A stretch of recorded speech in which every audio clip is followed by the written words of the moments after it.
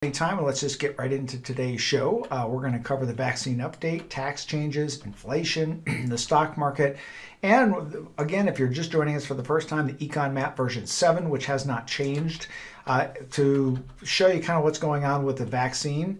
Well, we're up to 216 million first doses. It looks like they're going to approve the vaccine for kids. They're going to approve the second booster shot for 62 to 65 or high risk people.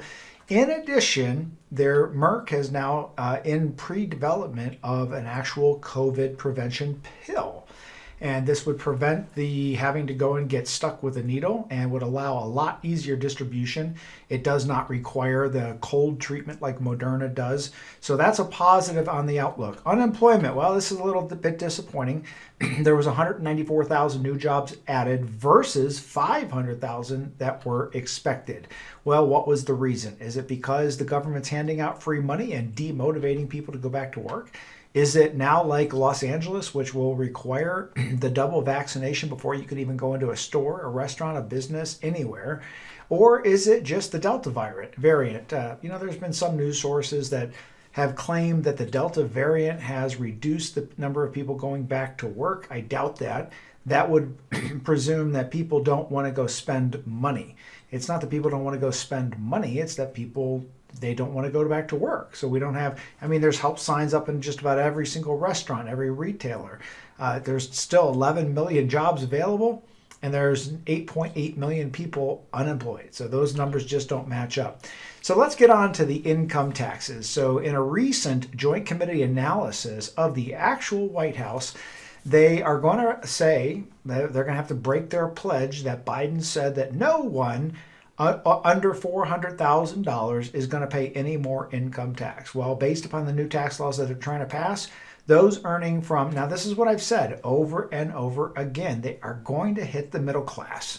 It is the widest part of our population, and they can get the most from them because the middle class generally is not going to hire expert tax advisors or consultants, and most of those people in that range, they're getting W-2 income, and there's not much you can do with W-2 income as far as tax planning.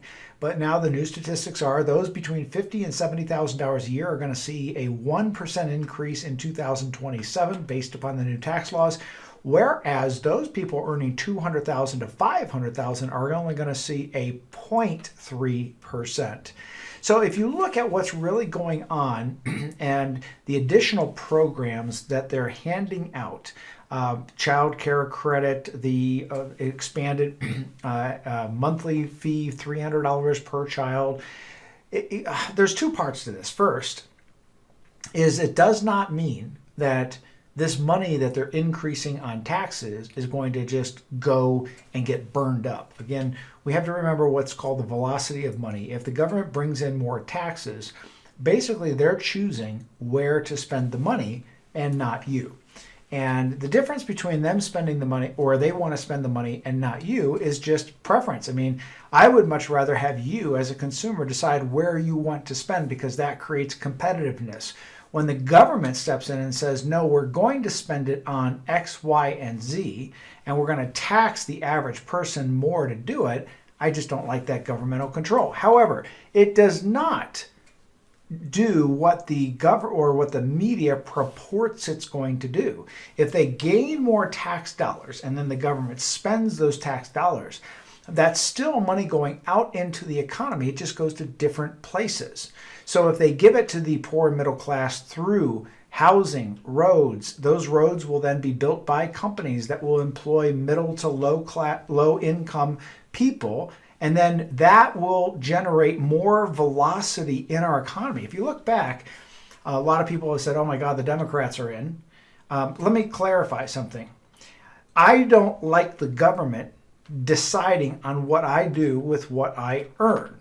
However, just because the Democrats are going to be controlling the House or controlling the spend right now, it does not mean that the stock market is going to crash. If you look back, out of all the terms, there was 12 Democratic ups and there was 11 Republicans ups in the last, 80 years of the stock market and the economy. It's not that the economy is going to crash under higher taxes.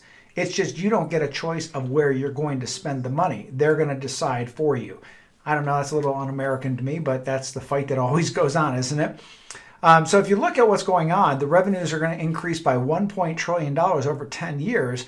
But after you take out where the government is going to decide, it's going to be about $871 million left over.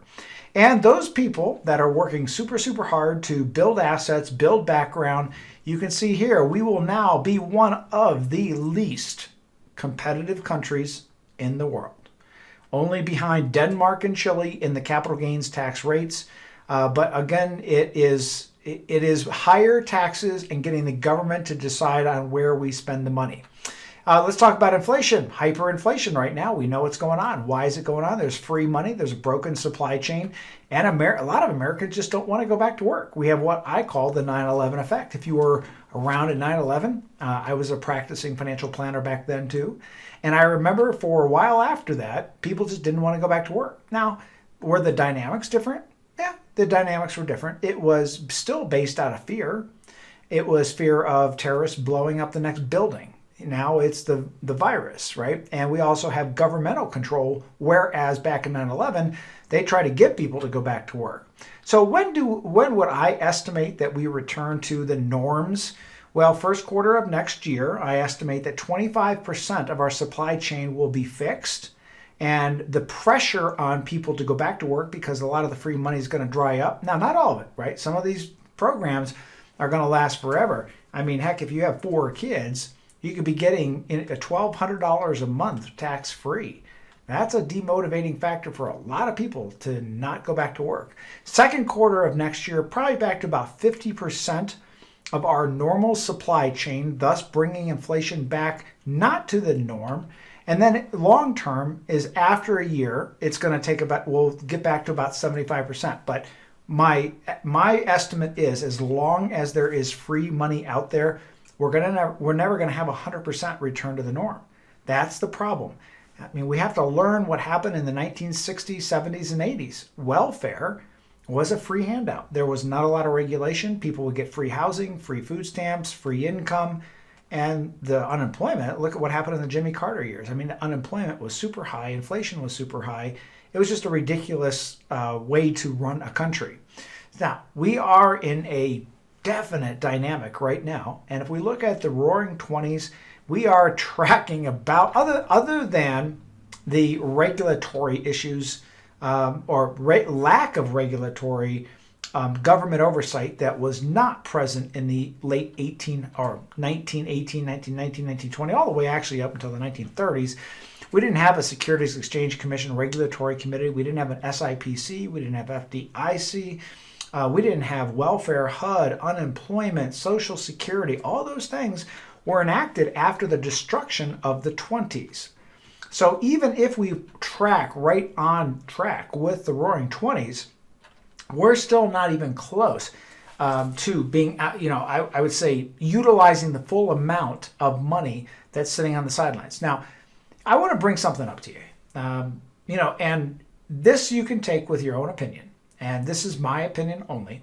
But Robert Kiyosaki, who wrote Rich Dad, Poor Dad, he has been sued multiple times of multiple reasons. You can simply Google it. But, I saw an article the other day, and it said, Robert Kiyosaki predicts the biggest crash in history in October of this year. Goldman Sachs came back and refuted it and said that there was a 0.06% chance that we would have a 50% crash. However, the continuation of that article was, come to my seminar and buy these courses on how to invest in gold and how to invest in Bitcoin. And the bottom line is, whoever those promoters are, they're going to make a lot of money by people attending the seminars and buying these courses, and they totally generate it by fear. Now, here's what I did. I saved the article, and I've done this in the past, and then we'll see what happens November 1st. But I can tell you what will happen. These types of promoters, 6 months later, they're going to make another grand, world comes to an end prediction, and then it'll never happen, but they'll get a lot of people to those seminars signing up for their expensive programs. So, what I look at is, how much money do we have sitting on the sidelines? That's cash that can be used. Also, what is the debt per capita? Meaning, how much does each consumer in the United States owe on credit cards, mortgages, car loans? Then, what is the income per capita? Now, if you measure those three and triangulate those three, you can kind of get a good sense that, hey, if the debt per capita is down, and it is, this is the beautiful thing about it, it's at almost a 50-year low. And the income per capita, which is why we've got the inflation that we have, has gone up. And also, the life expectancy per American has gone down. We've lost life expectancy. And a lot of people say, well, I think that's because of COVID. Yeah, COVID lends a little bit to that. But actually, the government says it's because of processed foods is the number one, and contaminants and cancer. So it's not directly related. We actually lost life expectancy a few years ago. So almost 3 years per year, we've actually living less. Now you look at that and you say, well, the obligations of paying for people in their older years, and then you triangulate that with the $5 trillion, which has been an average of $2 trillion sitting on the sidelines. And then you look at the backup of the need and want to spend. And what I'm looking at is probably 6 to 9 months of incredible stock returns, but it's not going to last. And because you have to have a reckoning of I'm going to say a return to the mean, right? A return to the averages. And we will see above averages from these triangulation points, these macro and microeconomics. But I think sometime summer of next year, we're going to have to make some major adjustments. But we can ride it out until then. And I do not believe, a lot of people say, do you believe the market's going to, listen, here's what's interesting. I get a lot of emails and people say, oh my gosh, the market dropped 650 points. Okay. You have to have a frame of reference of what that 650 points means. Is it 1%? Is it 2%? If you look at the volatility of the stock market over just, say, the last 3 months, you look and say, hey, where were we in August? Well, we were at a high in August, right? And then it dipped down about 3 to 4%. But if you look at any period of time, either in the last year, which you see in front of you here, 5 years, 10 years, 50 years, this is just a normal gyration. So what I would say is that if you see a 10% drop, then there's got to be a reason. It could have been like in the 80s, the flash trading that made it drop. Like in 1987, which when they changed the real estate laws, there's things that will generate larger losses. But the key to a very good portfolio design is to have it in your 3 buckets. Because bucket 1 has little to no volatility. Bucket 2 has a little bit of volatility. What most people think of is, the volatility of the stock market. Well, I've always preached to everybody, don't ever design your retirement plan and base your fixed expenses on a variable investment. And what that means is that if you have a bucket 3, which is invested in the stock market REITs, that is going to have a normal gyration of 1 to 5% on a daily basis. And then every 3.3 years, you'll see another gyration of up to 20 to 30% drop. So the key is making sure that you have enough in bucket 1 and bucket 2. So the bucket 3 gyration really doesn't affect you. Maybe it does emotionally, but mathematically, logically, it should not affect anything you're doing within your plan. So that is the only way that we design plans, because again, you cannot base, when you retire, your fixed expenses, which you will have, based upon these proposed or estimated or guesstimated stock market rates of returns. You can't even take a portfolio that's had an average rate of return of 8% and base your entire cash flow on that. Why? Well, average of 8% means that in some years you're going to make 20 up and some years you're going to make 20 down, right? So it's an average up or down. The problem is if you try to base your retirement income based upon those down years, and those years can last 2-3 years, and in the case of the NASDAQ, it lasts almost 15 years. If you're basing it upon that, you're going to run out of money or have a high risk of running out of money. Why? If something drops 20% and you have to sell that thing to pay for cash flow, you can't recover. It's the reverse of compound interest. Compound interest grows And I think, what did Einstein say? That's the eighth wonder of the world or something like that. It is, because if you look at how it happens, it's pretty incredible. But if you reverse it and you say, what if I start selling investments when they go down? You're going to run out of money. It's going to reverse compound interest and drain quickly. This is why we utilize that 3-bucket strategy. Okay.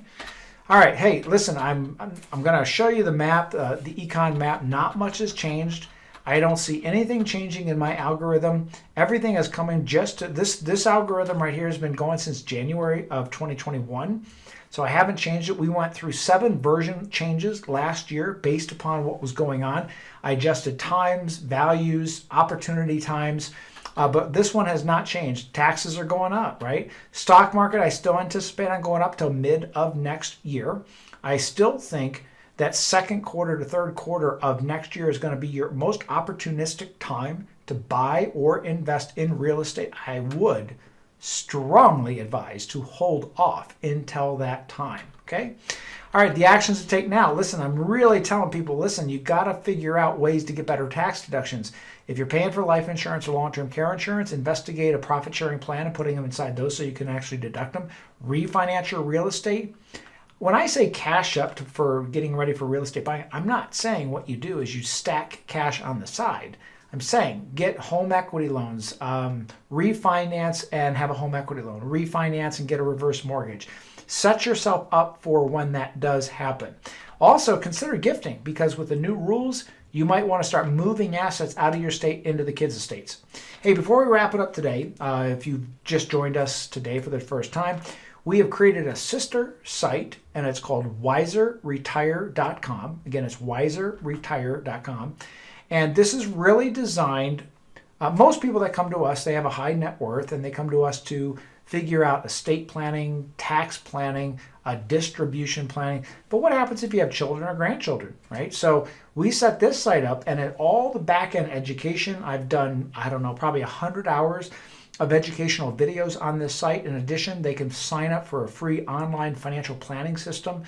And it's really designed for those people that are in the early stages of their life and they're trying to accumulate dollars versus when you jump over that gap and now you start to distribute assets.